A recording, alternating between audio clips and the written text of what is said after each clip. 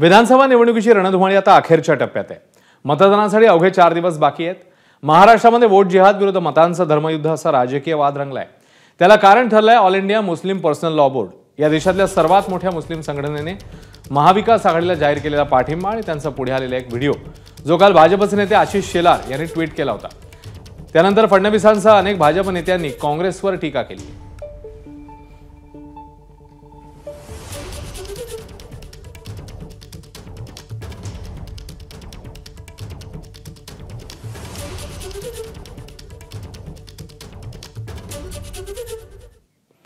दरम्यान देवेंद्र फडणवीसांनी केलेल्या टीकेवर आता शरद पवारांनी काय प्रतिक्रिया दिली आहे, त्यांनी काय म्हटलंय नेमकं ते बघूया।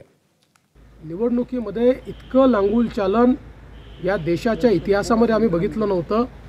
एक प्रकारे केवळ पोलरायझेशन करण्याकरता, अल्पसंख्याक मतं मिळवण्याकरता अशा प्रकारे जर या ठिकाणी हा विरोधी पक्ष महाविकास आघाडी काम करत असेल तर त्याच्या विरुद्ध आपल्याला निश्चितपणे सगळ्यांना एक व्हावंच लागेल।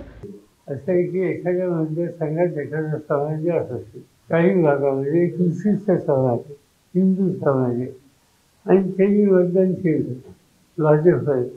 आम्हाला सवय येते की इथं असंच मतदान होतं, त्याचा अर्थ तुम्ही काही बिहार समजत नाही। एबीपी माझा, उघडा डोळे बघा नीट।